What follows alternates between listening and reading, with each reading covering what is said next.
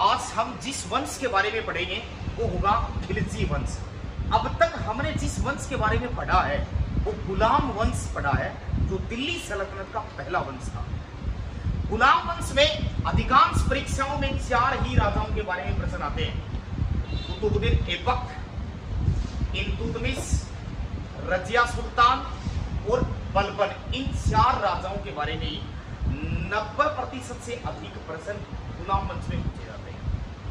आज हम एक दूसरे वंश के बारे में पढ़ेंगे जो काफी महत्वपूर्ण वंश होगा अपना।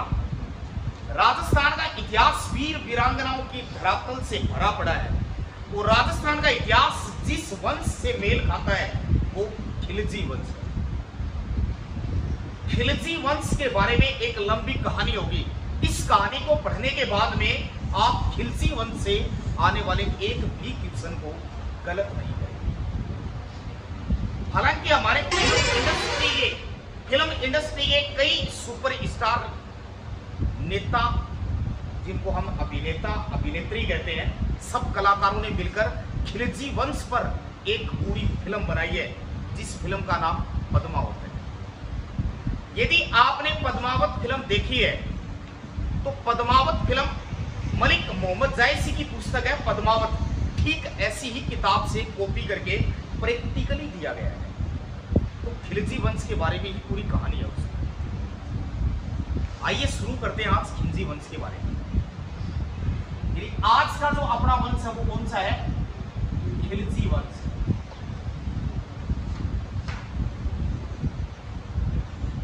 पहला ही क्वेश्चन यहां से बनता है, खिलजी वंश का समय काल क्या है? खिलजी वंश कब से कब तक चला है? तो खिलजी वंश 1290 में गुलाम वंश समाप्त हो गया। हम जानते हैं कि क्यूमर्स गुलाम वंश का अंतिम राजा था। गयासुद्दीन खिलजी ने उसको मार दिया था, इस वजह से गुलाम वंश ही समाप्त हो गया और गयासुद्दीन खिलजी ने खिलजी वंश की स्थापना की। 1290 से चलेगा और 1320 ईस्वी में ये समाप्त हो गया। भारतीय इतिहास का एक वंश है, एक पार्ट है। इस पार्ट के बारे में एक लंबी कहानी है। इस कहानी को तन मान्यता से एक्टिव मोड में सुनेंगे, एकदम से एक्टिव। पहले तो ये देखना कि खिलजी वंश में वो कौन से राजा हैं जिनके बारे में हम पढ़ने वाले हैं। खिलजी वंश में जो पहला राजा आया उस व्यक्ति का नाम जलालुद्दीन खिलजी है।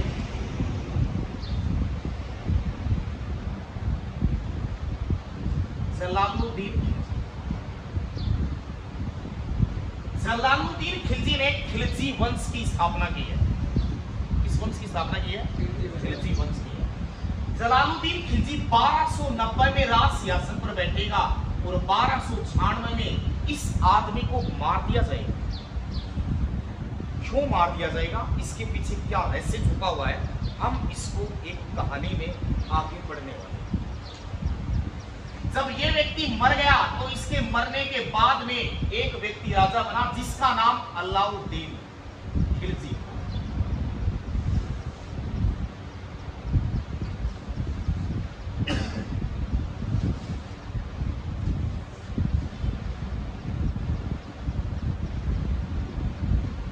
और अलाउद्दीन खिलजी वंश में एक ऐसा राजा है जो एक लंबे समय तक राज करेगा।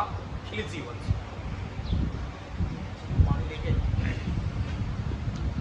1296 में जब ये मर जाएगा तो 1296 में राज गद्दी पर कौन बैठ जाएगा? अलाउद्दीन खिलजी। और ये 1316 ईस्वी तक रहेगा। यानी कब तक रहेगा? 1316 ईस्वी तक रहेगा।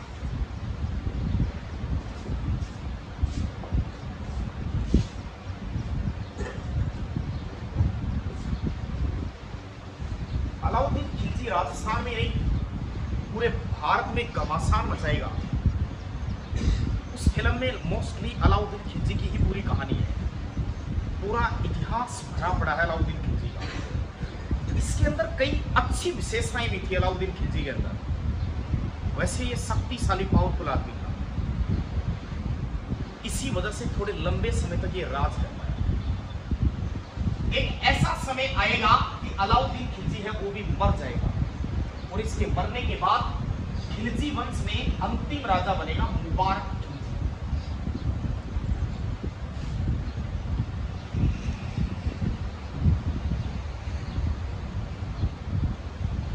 1316 ईस्वी में जैसे ही अलाउद्दीन खिलजी मर जाएगा तो दिल्ली के राज सियासत पर कौन बैठेगा? मुबारक खिलजी। 1320 ईस्वी में इसे मार दिया जाएगा और नया ही वंश शुरू हो जाएगा, तुगलक वंश। कौन सा वंश आएगा? तुगलक वंश। अब जो 1 घंटा अपने पास बचा है, उस 1 घंटे में मैं खिलजी वंश की एक एक बातें आपको एक सुई धागे में पिरोकर एक कहानी के रूप में बताऊंगा।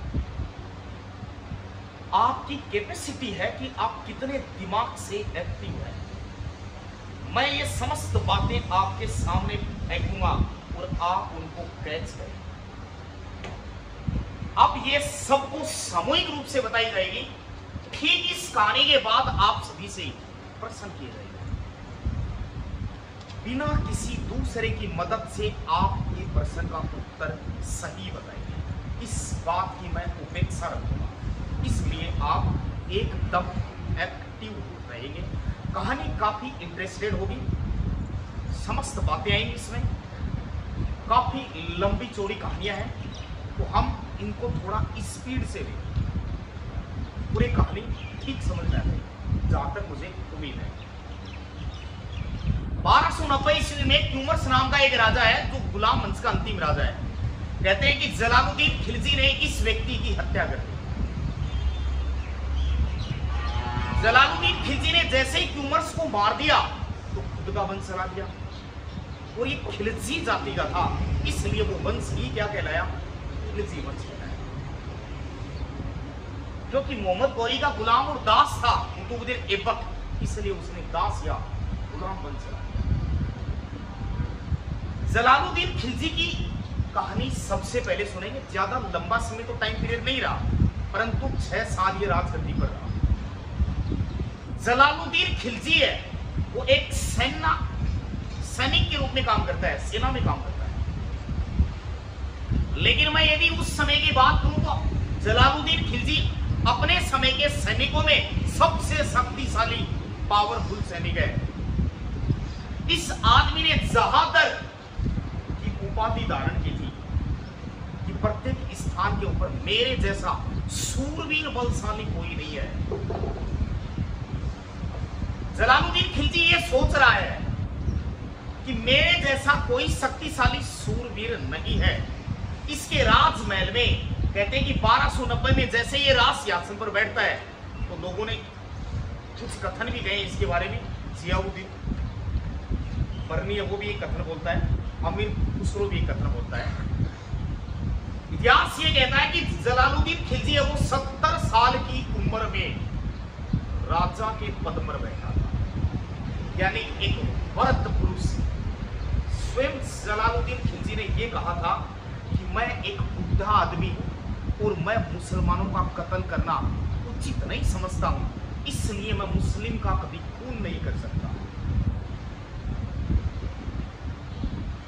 अमीर खुसरो जैसे इतिहासकारों ने, इमामी और अमीर खुसरो जैसे इतिहासकार हैं, वो ये कहते हैं कि वो एकदम से दयावान योग्य शासक था खिलजी वंश। इतिहास ये कहता है कि जलालुद्दीन खिलजी ने अपने राजमहल में सब कुछ कुशल मंगल था, कोई समस्या नहीं थी, सब चल रहा है आराम से।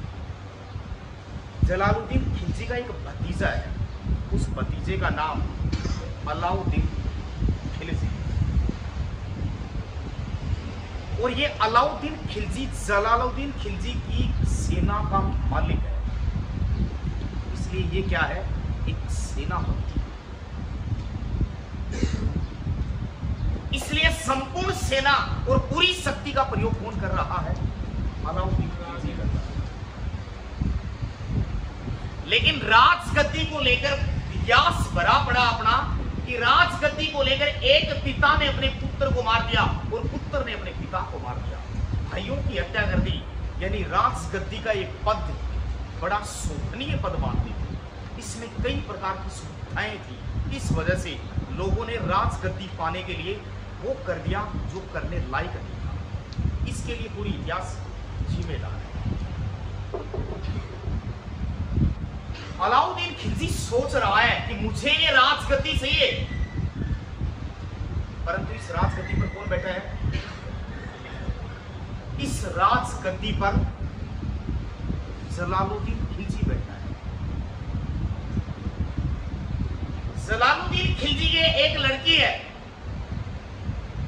और उस लड़की के साथ विवाह करने के लिए अलाउद्दीन खिलजी तैयार हो जाएगा। इसलिए कैसे ध्यान से इतिहास ने पूछा, आज का विद्यार्थी जानना चाहता है कि वो कौन सा कारण है जिस कारण की वजह से अलाउद्दीन खिलजी ने अपने चाचा को मार दिया था।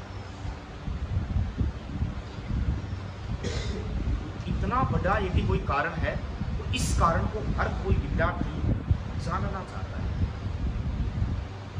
कहानी कहने को YouTube पर बहुत सारे व्यक्ति मिलेंगे, पर वो अलग मनगढ़ंत कहानियां हैं। वास्तविक ऐतिहासिक तथ्य है वो क्या कहता है और क्या रियलिटी रही होगी उस टाइम पर, हमें थोड़ी सी इमेजिन करनी है। पहली बात तो अलाउद्दीन खिलजी की चाचा की लड़की है, यानी एक उसकी बहन है, वो अपनी बहन से विवाह नहीं करेगा क्योंकि वो पूरी सेना का प्रधान है, मालिक है। और सेना का यदि कोई प्रधान या मालिक है तो वो किसी के साथ भी विवाह कर सकता है, मतलब उसे कोई मना नहीं करेगा, वो राजा का राइट हैंड है। इसलिए हम ये कह सकते हैं कि वो अपनी साथी चाचा की लड़की यानी बहन से विवाह का एक नाटक करेगा। मुसलमानों में ऐसी प्रथाएं थोड़ा देखने को भी मिलती है। इतिहास इस बात का गवाह है कि खुद की सगी बहन को छोड़ दिया जाए तो समस्त विवाह हो जाते हैं, रिश्तेदारियों में इनके विवाह हो जाते हैं, ऐसा पूरा इतिहास गवाह है। अलाउद्दीन खिलजी है वो प्रेम का एक नाटक करता है जलालुद्दीन खिलजी की बेटी के साथ, यानी अपनी ही एक तरीके से बहन के साथ, और वो उसका इतना दिल जीत लेता है कि यदि इस राज सिंहासन पर कोई बैठेगा तो अलाउद्दीन खिलजी ही बैठेगा, मतलब वो कभी ऑब्जेक्शन नहीं करेगा। यासी कहता है कि अलाउद्दीन खिलजी मार तो पहले भी देता जलालुद्दीन को, पर पहले मार देता तो राज सिंहासन पर किसको बैठाया जाता, क्योंकि अलाउद्दीन खिलजी जानता है कि जलालुद्दीन की बेटी है, बेटा नहीं है। और इस बेटी का जिसके साथ विवाह होगा वही दिल्ली के राज सिंहासन पर बैठेगा। अगर मैंने आज इसको मार दिया तो दिल्ली के राज सिंहासन पर इसकी बेटी बैठे, इसकी बेटी जैसे ही राजा बनेगी तो फिर मैं इस राजगद्दी को प्राप्त नहीं कर पाऊंगा। इसलिए अलाउद्दीन खिलजी जलालुद्दीन की बेटी से प्रेम का ऐसी दुनिया बना देता है कि उसको उसकी नजर में अलाउद्दीन ही सबसे अच्छा लगता है। एक दिन अलाउद्दीन खिलजी ने स्वयं ने जलालुद्दीन को बोल दिया कि मैं आपकी लड़की से विवाह करना चाहता हूं।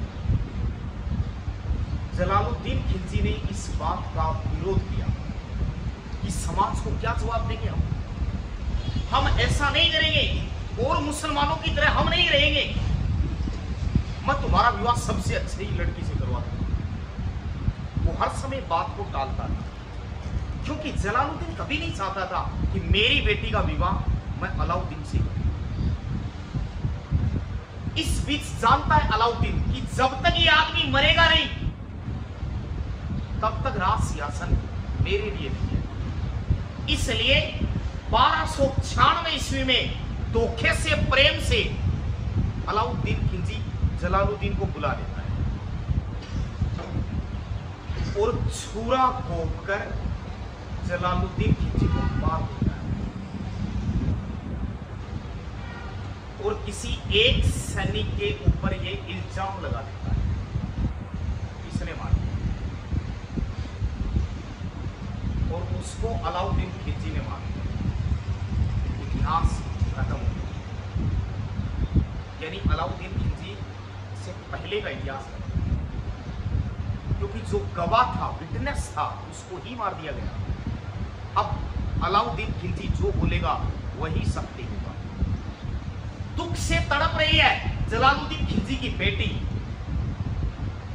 उसके आंसू पूछने वाला कोई नहीं है सिवाय अलाउद्दीन खिलजी। अलाउद्दीन खिलजी ने इस दर्द से को भी अपने दिमाग से हैंडल किया और कहा राजगद्दी पर तुझे ही बैठाऊंगा। उसकी बेटी ने कहा कि नहीं। दोनों का विवाह हो गया। विवाह होते ही अलाउद्दीन खिलजी राज सियासत पर बैठ गया। यही उसका सपना था कि मुझे क्या चाहिए, दिल्ली की ये राजगद्दी चाहिए। अलाउद्दीन खिलजी इतना बड़ा शक्तिशाली राजा है कि इतिहास ये कहता है, मध्यकालीन इतिहास में यदि कोई पावरफुल शक्तिशाली राजा है वो अलाउद्दीन खिलजी है। उसके बराबर कोई नहीं है। संपूर्ण भारत डरता है उससे, इतना पावरफुल है, स्वयं भी शक्तिशाली है। अलाउद्दीन खिलजी ने सिकंदर ए सानी की उपाधि धारण की कि विश्व में कोई मेरे बराबर नहीं है। इसलिए उस उपाधि को क्या कहते हैं, सिकंदर ए सानी। अलाउद्दीन खिलजी ने बहुत सारी सेना भर्ती कर ली, अपने सैन्य क्षेत्र को मजबूत बना लिया, समस्त क्षेत्र एकदम से सुरक्षित कर लिया। संपूर्ण भारत में हुकूमत चलती है, जिस किले को लूटने के लिए जाता है उसी को लूट लाती है सेना। इस बीच यहां पर राजस्थान के इतिहास की एंट्री हो जाती है। ध्यानपूर्वक सुनिएगा। राजस्थान के दक्षिण पूर्वी क्षेत्र में, मतलब दक्षिण पश्चिमी क्षेत्र में या दक्षिण में एक क्षेत्र है जिसका नाम है मेवाड़। और मेवाड़ का नाम सभी ने सुना है। उदयपुर के आसपास का भाग मेवाड़ कहलाता था प्राचीन काल में, और जोधपुर के आसपास का भाग मारवाड़ कहलाता है। ये दो नाम ऐसे हैं जो बार बार कंफ्यूज करते हैं, तो इनको पकड़ लीजिए। मेवाड़ किसको बोलते हैं? उदयपुर के आसपास भाग का नाम क्या है? मेवाड़। और जोधपुर के आसपास भाग का नाम क्या है? मारवाड़ है। मेवाड़ का एक राजा रहा हुआ है जिसका नाम है रावल रतन सिंह। राणा रतन सिंह नहीं है, रावल रतन सिंह। मेवाड़ में राजपूतों की एक शाखा है जिस शाखा का नाम रावल है। इस क्लास में तो आप कई राजपूत बैठे हैं, आपको गर्व होना चाहिए कि हमारे राजपूतों ने इस देश को बचाने के लिए, इस साम्राज्य को बचाने के लिए यहां तक कि गर्दन उठवाकर फेंक दी, परंतु गद्दारियां नहीं की। इसके लिए पूरा इतिहास जिम्मेदार है। मेवाड़ में रावल रतन सिंह नाम करके एक राजा बना है, और रावल रतन सिंह पहले से एक शादीशुदा आदमी है। मेवाड़ का शक्तिशाली राजा है। इतिहास ये कहता है कि राजस्थान रियासत में उस टाइम पर हुकूमत जिसकी चलती है वो रावल रतन सिंह है। रावल रतन सिंह की पत्नी ये कहती है कि मुझे मोती चाहिए, और भारत के किसी पड़ोसी देश को मोतियों का देश कहते हैं, वो श्रीलंका, जिसे मोतियों का द्वीप का। रतन सिंह ने बताया कि ये मोती इस देश में नहीं है, ये मोती श्रीलंका में है। परंतु उसकी पत्नी ने कहा कि नहीं, मुझे ये पसंद है, इसलिए श्रीलंका से ही सही, जिसे सिंहल द्वीप कहते थे पहले, मुझे मोती चाहिए। तो इतिहास ये कहता है कि वो मोती लाने के लिए चला गया श्रीलंका जंगल में, और वहीं पर श्रीलंका के राजा गंधर्व सेन की बेटी है जिसका नाम रानी पद्मिनी है। रानी पद्मिनी भी कोई सामान्य औरत नहीं थी, वो भी एक राजा की बेटी थी। जिस राजा की बेटी थी उसका नाम गंधर्व सेन था, जो श्रीलंका का राजा रहा। रानी पद्मिनी है इस पद्मिनी ने, कहते हैं कि जंगल में प्राचीन समय में सभी शिकार के लिए जाते थे, तो कहते हैं कि एक बाण चलाया, जो बाण जाकर पीठ पर लगा रतन सिंह। रतन सिंह घायल अवस्था में उसका उपचार करवाया गया। अंत में रतन सिंह पूरी कहानी बता देता है। तो कुछ इतिहासकारों ने इस कहानी को थोड़ा बढ़ा चढ़ा के भी लिखा है। शब्द क्या है ये तो मैं नहीं कह सकता, फिल्म कुछ दूसरी कहानी बताती है, मैंने कुछ दूसरा ही पढ़ा है। तो फिल्म तो क्या होता है कि किसी भी चीज को बनाने के लिए इंटरेस्ट चीजें उसमें डालनी पड़ती हैं। कहते हैं कि रतन सिंह ने ये नहीं बताया कि मैं एक मेवाड़ में चित्तौड़ का राजा हूं। उसने कहा मैं साधारण वन मानुस हूं और मैं जंगल में शिकार के लिए आया था, मोती लेने के लिए आया था। रानी पद्मिनी को लगा कि ये कोई साधारण मनुष्य नहीं है, ये कोई ना कोई महान चक्रवर्ती सम्राट है। कहते हैं कि उसको दोबारा छोड़ने के लिए जब भेजा गया, उसके पिता ने, पद्मिनी के पिता है, उसको भेज देते हैं मेवाड़। रानी पद्मिनी घूमने के लिए अपने पिता के साथ आती है, तो इस बीच एक तोता भी माना गया है, जिस तोते का नाम है ईरामणी तोता। नाम सुना है? तोतों की एक प्रजाति है। देखो तोते तो बहुत लंबे समय से लोग पालते थे, आजकल आपका खुद का ही पेट नहीं भरता है, तो पशु पक्षियों को लालन पालन करना तो एक दूर की बात है, पसंद भी नहीं आता। 15-20 साल कोई फोन लाती था अंदर का, कोई पसंद है, तोता भी नहीं रहेगी। मेरे हिसाब से मेरा आइडियो का है, मेरा दिमाग का है कि हर कई साल उपयोगी प्रत्येक समय तो को देखना,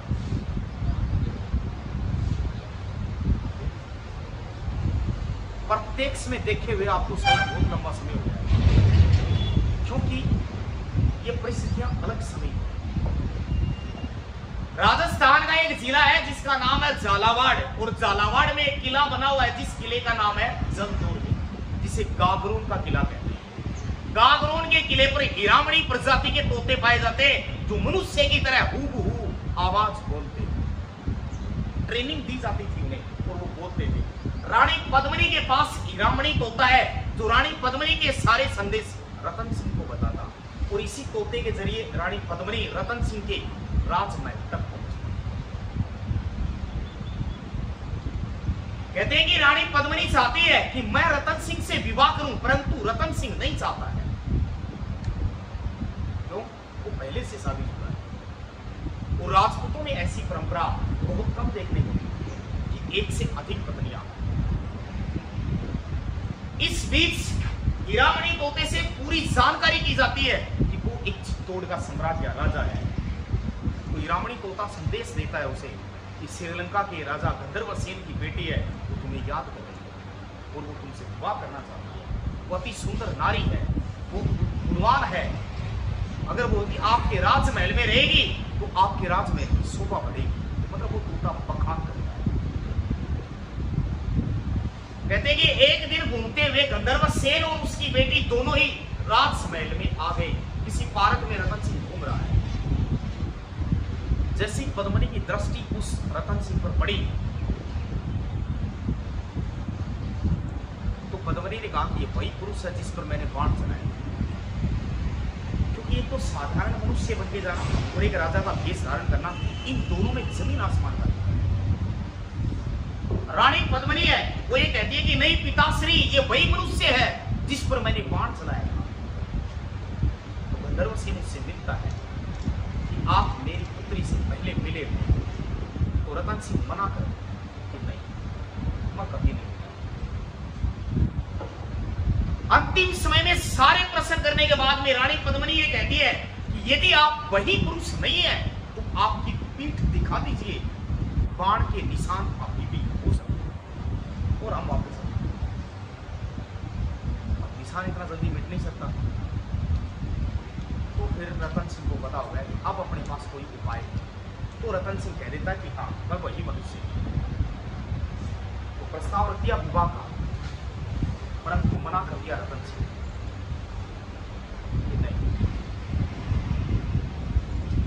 गंधर्वसेन ने कहा कि नहीं, अगर मेरी बेटी तुमसे विवाह करना चाहती है तो मैं विनम्र प्रार्थना कर रहा हूं कि श्रीलंका तुझे संपूर्ण दान में दे दूंगा, परंतु मेरी मैं इस बेटी की ख्वाहिश पूरी करना चाहता हूं।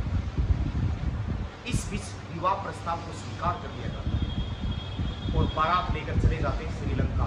धूमधाम से विवाह संपन्न हुए, राजमहल दीवार दूर, यहाँ पर कोई समस्या नहीं।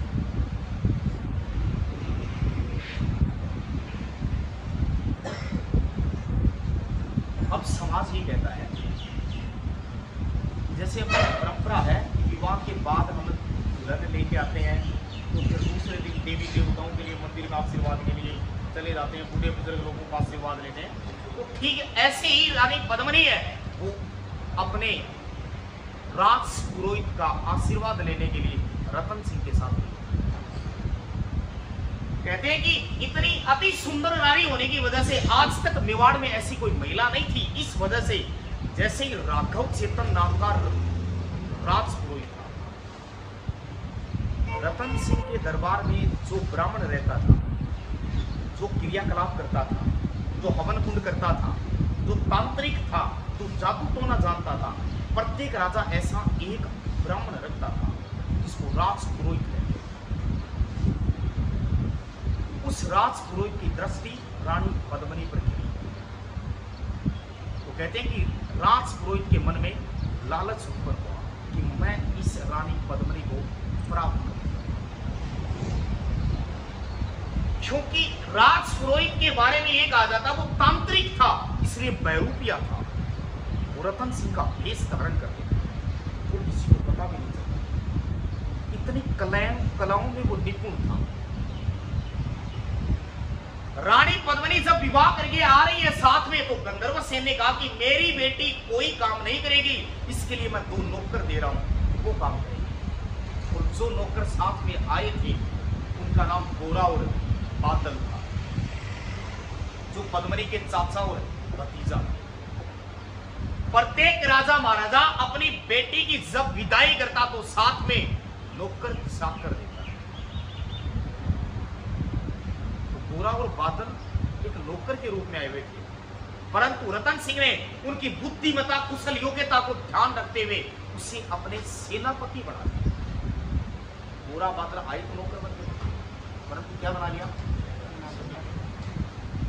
संपूर्ण सेना की बागडोर रतन सिंह की इसके हाथ में आ गई, गोरा और बादल के हाथ। एक दिन किसी कार्य के लिए रतन सिंह राजमहल से बाहर गए हुए थे। उस दिन मौका पाकर कहते हैं कि राज पुरोहित ने वेश बदलकर पद्मिनी के महल में प्रवेश किया, तो गोरा ने उसे देख लिया और बादल ने भी देख लिया। इस बात की जानकारी रतन सिंह को दी गई कि आज इसने आपका भेष धारण किया है। तो रतन सिंह ने राज पुरोहित को बुलाया कि आपने ये गलत हरकत कैसे की? मुझे आपसे उम्मीद नहीं थी कि आप इतनी गलत हरकत कर सकते हैं, इसलिए तुझे सजा मिलनी चाहिए। संपूर्ण मेवाड़ की जनता को बुला लिया गया, संपूर्ण सेना को बुला लिया गया, एक बहुत बड़े साम्राज्य दरबार का आयोजन कर दिया गया और उस दरबार में रतन सिंह पूरी कहानी बयान कर रहा है कि हमारे राज पुरोहित ने एक ऐसी गलती की है, इस गलती की सजा मैं मेवाड़ की जनता पर छोड़ता हूं कि जनता क्या कहेगी, मैं वैसी ही सजा देने के लिए तैयार हूं। और यदि जनता कहेगी इसे माफ कर दिया जाए तो मैं इसे माफ कर दूंगा। मेवाड़ की जनता ने कहा इसको मृत्यु दंड दे दिया जाए, इसे मार दिया जाए। तो रतन सिंह एक अंतिम इच्छा पूछ लेता उसकी और पूछता है,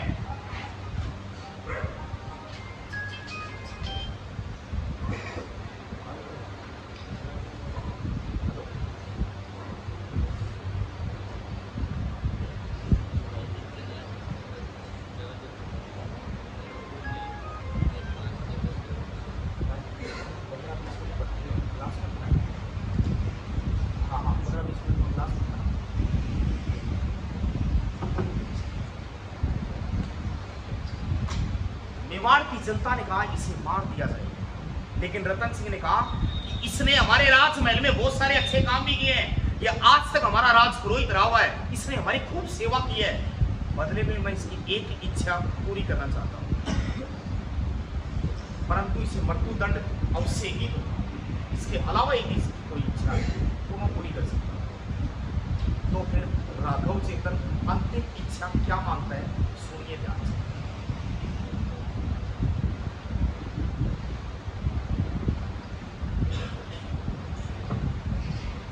राघव चेतन को ये कहता है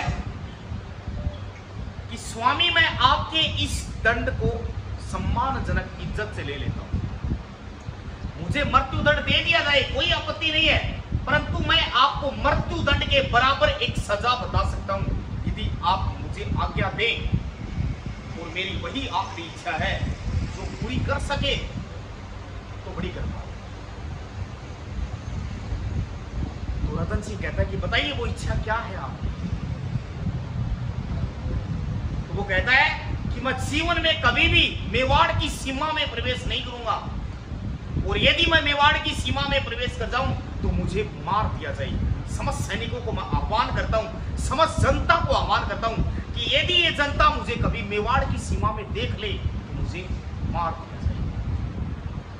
अगर जब मैं मेवाड़ छोड़कर जीवन भर के लिए ही चला जाता हूं तो मुझे मृत्यु दंड के बराबर ही है, मुझे जीवन जी लेने दिया जाए।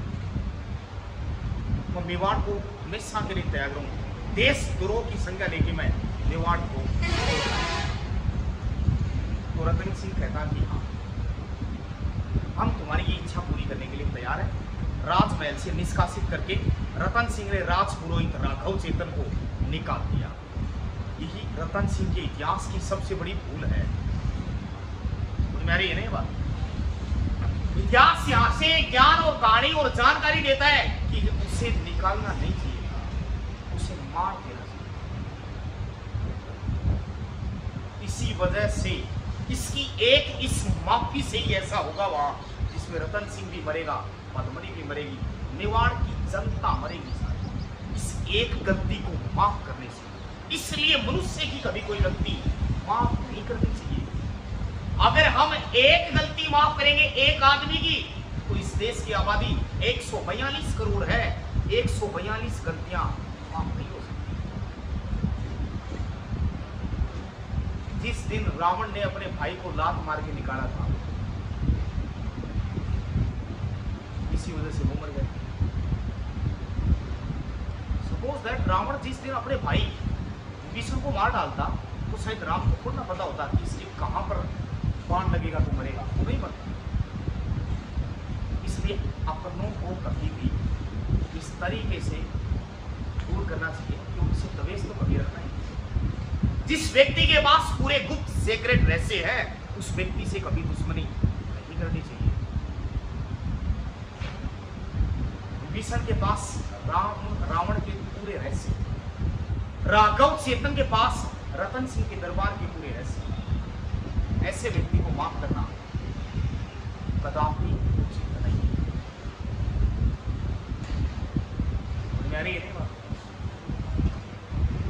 और इतिहास के दो एग्जाम्पल हैं जिनको आप देख लीजिए। रामायण में कितना बड़ा युद्ध लड़ा था,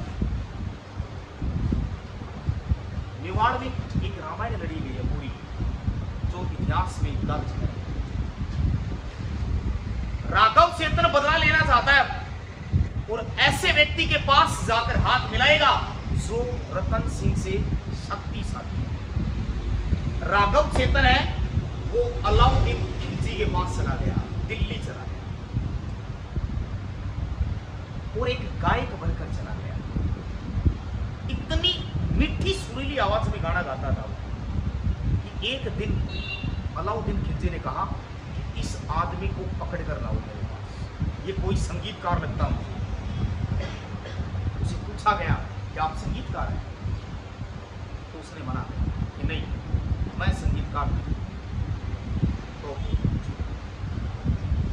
उसने कहा कि मैं चित्तौड़ के राजा रतन सिंह का राजपुरोहित था, मैं किसी नौकरी की तलाश में इधर उधर भटक रहा हूं। अलाउद्दीन खिलजी ने कहा कि हमें तुम्हारी आवाज बहुत प्रिय है, परंतु हम राजपुरोहित नहीं रखते। मुस्लिम प्रथाओं में ऐसा नहीं था, वो तो मौलवी काजी इनको रखते। राघव चेतन कहता है कि बस मुझे खाने के लिए अन्न दे दिया जाए, मैं इसी में आपकी जितनी मदद होगी मैं संपूर्ण मदद करने के लिए तैयार हूं। राजा मैं आपको हमेशा सॉन्ग सुनाता रहूं। अलाउद्दीन खिलजी ने उसको अपने अपने राजमहल में रख। एक दिन अलाउद्दीन खिलजी कहता है कि मेरे पास इतनी पत्नियां हैं और मेरी पत्नियों से सुंदर इस पृथ्वी पर कोई और नहीं है। बस यही सही समय था और यही मौका देखा राघव चेतन। राघव चेतन ने कहा कि तुम्हारे पास जितनी भी पत्नियां हैं, अगर संपूर्ण विश्व की पत्नियां भी तुम्हारे पास हों तो चित्तौड़ के राजा रतन सिंह की पत्नी के पैर के बराबर थी। उसने एक मानचित्र बनाकर दिया, उसका चित्र बनाया पद्मनी का, अति सुंदर चित्र बनाया। और वो कहता है कि एक बार आपने देख लिया, संपूर्ण ब्रह्मांड में आपने यात्रा कर ली, इतनी सुंदर नारी है। उसको इतना उत्तेजित कर दिया गया कि अलाउद्दीन खिलजी कुछ भी करे उसको देखना चाहता है। कहता है यदि इतनी सुंदर कोई नारी है तो मैं उसे देखना चाहता हूं। अलाउद्दीन खिलजी एक संदेश भेजेगा रतन सिंह के पास, एक लेटर भेजेगा, दोस्ती के लिए, मित्रता के लिए संदेश। उसमें लिखा कि मैं आपसे मित्रता करना चाहता हूं, एक बार मैं मेवाड़ घूमना चाहता हूं, सब शर्तें स्वीकार कर दी गई, परंतु एक शर्त यह लिखी थी कि मैं आपकी पत्नी को एक बार देखना चाहता हूं। तो राजपूतों ने प्रत्युत्तर में उत्तर दिया कि राजपूतों में एक रस्म और परंपरा है कि उस पत्नी का चेहरा उसके मर्द के अलावा कोई दूसरा नहीं देख सकता, इसलिए पर्दा प्रथा के कारण हम ये गलती नहीं कर सकते। इसलिए प्रत्युत्तर में उत्तर लिखा कि हम ऐसा नहीं करेंगे। तो अलाउद्दीन उस व्यक्ति का नाम है जिसको मना कोई कर देता वो काट डालता, वो कितना पावरफुल था। हिंदुस्तान में उसकी इतनी हुकूमत है कि उसे के बराबर कोई शक्तिशाली नहीं है, उसे कोई मना नहीं कर सकता और मना शब्द उसे पसंद है। विशाल सेना के साथ रवाना होता है, युद्ध के लिए रणनीतियां तय हो जाती हैं कि युद्ध लड़ेंगे। चित्तौड़ का दुर्ग मेसा के पठार पर बना हुआ है, 620 मीटर की ऊंचाई पर है और शक्तिशाली सेना है रतन सिंह के पास में। अलाउद्दीन खिलजी चित्तौड़ दुर्ग पर चढ़ नहीं पाया, 6-7 महीने तक घेरा डाले रखा, धूल भरी आंधी में मिट्टी में घूमता रहा, लेकिन वो चित्तौड़ दुर्ग को जीत नहीं पाया। राघव चेतन है वो उसे सारे गुप्त रहस्य बताता है कि देखो यहाँ पर राजा का खजाना है, यहाँ पर खाने के गोदाम है, यहाँ पर हथियार है, ये गेट है, इसके पास ये सैनिक है, ये सब कुछ है। पूरी कहानी बयान कर रहा है राघव चेतन।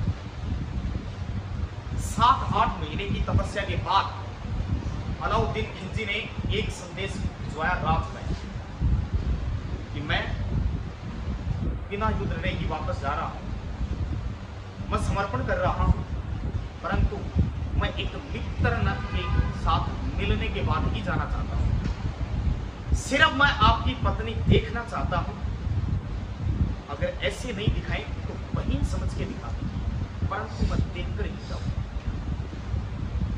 जैसे बहन का प्रस्ताव रखा तो रतन सिंह ने इस बात को स्वीकार कर कि उसे राजमहल में आने की परमिशन दी जाएगी, परंतु रतन सिंह ने उसे प्रत्यक्ष नहीं दिखाया, उसे दर्पण में दिखाया। कहते हैं कि इसके बाद रतन सिंह ने पूरी प्लानिंग कर रखी थी कि मेरे साथ कुछ सैनिक आएंगे जो गेट तक ही रहेंगे, और जैसे वो खाना पीना सब कुछ हो गया, जब जाने की बारी है तो रतन सिंह और अलाउद्दीन खिलजी कहते हैं कि ठीक है, हम मित्र बन चुके हैं। अलाउद्दीन खिलजी कहता है कि चलो अगर मित्र ही बना लिया तो अपने गेट के दरवाजे तक छोड़ा, तो साथ में अकेला ही जा रहा है रतन सिंह। और जैसे वो गेट के पास पहुंचे तो कहते हैं कि अलाउद्दीन खिलजी के सैनिक छुपे हुए थे, उन्होंने रतन सिंह को किडनैप कर लिया, उठा ले गए और नीचे जो उनका शिविर लगा हुआ था उसमें ले गए। जैसे ही रतन सिंह को ले गए तो उसे राघव चेतन दिखाई दिया। वो राघव चेतन नमस्कार करता है जब बदला लेने के वापस, नमस्कार रतन सिंह, राजमहल से पुणे निकाला तो और उसे वहां से दिल्ली ले गए। कहा ले गए? दिल्ली ले। दिल्ली ले जाने के बाद में रानी पद्मिनी को संदेश भिजवा दिया अलाउद्दीन खिलजी ने तुम्हारे पति से मिलना है तो दिल्ली आ जा। रतन सिंह मतलब अलाउद्दीन खिलजी अब नहीं आएगा। रानी पद्मिनी ने कहा कि ठीक है, मुझे तुम्हारी शर्त स्वीकार है, मेरी दो शर्तें जो माननी होंगी तुझे। एक, सबसे पहले मैं मेरे पति से मिलूंगी, और दूसरी शर्त, मेरे साथ 1600 महिलाएं आएंगी, मुस्लिम बुर्का पहने हुए। इसलिए उनके रुकने की व्यवस्था अलग से। लेकिन उन महिलाओं में, मुस्लिम जो बुर्का पहन के आई थी, उनमें महिला नहीं थी, उसमें पुरुष सैनिक